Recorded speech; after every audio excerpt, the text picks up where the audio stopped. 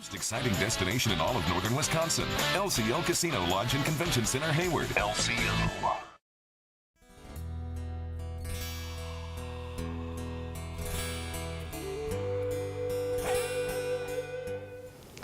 Hello, I'm Kimberly, and welcome to the Native News Update. It's Friday, February 2nd. Many of the stories you hear here can be found at IndianCountryTV.com. And here's the news for today from the Associated Press and other Native news sources. President Donald Trump recently signed legislation granting federal recognition to 6 Virginia tribes. The Thomasina E. Jordan Indian Tribes of Virginia Federal Recognition Act of 2017 recognizes the Chickahominy, Eastern Chickahominy, Upper Mattapony, Rappahannock, Monacan, and Nasamund tribes as sovereign nations, bringing to 573 the number of federally recognized tribes in the United States. The 6 tribes are now eligible for federal assistance in education, health care, and housing. The federal government and the Agua Caliente band of Kumeyaay Indians will swap control of thousands of acres of mountainous land near Palm Springs, California.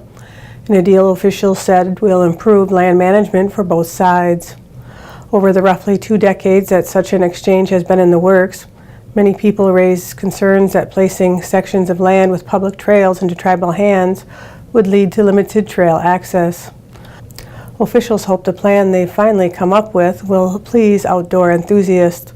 The U.S. Bureau of Land Management said in a news release that the transfer will increase the amount of accessible trails for public recreation. The Bureau of Land Management plans to exchange 2,560 acres of federal land in the Santa Rosa and San Jacinto Mountains National Monument for 1,471 acres of nearby tribal land. In addition, the U.S. government will pay the tribe $50,000. The 155th anniversary of the Bear River Massacre was a special one for the Northwestern Band of the Shoshone Nation.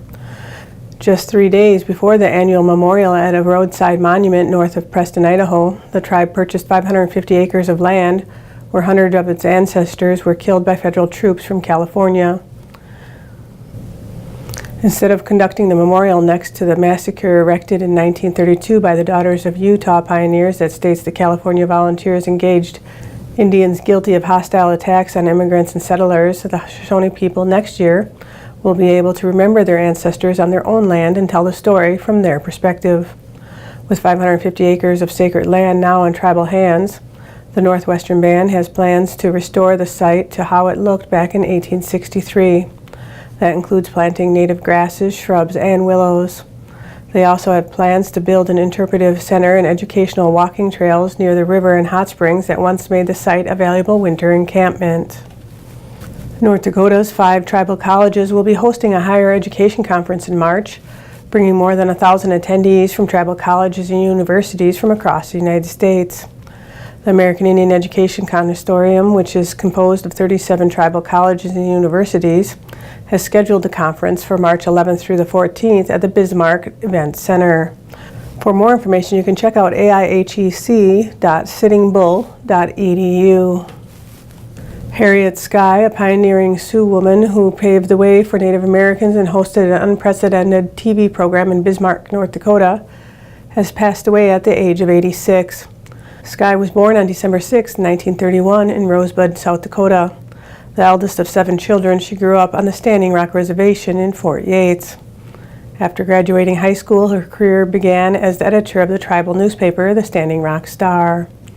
She later moved to Bismarck, where she took on a job leading public relations at the United Tribes Technical College.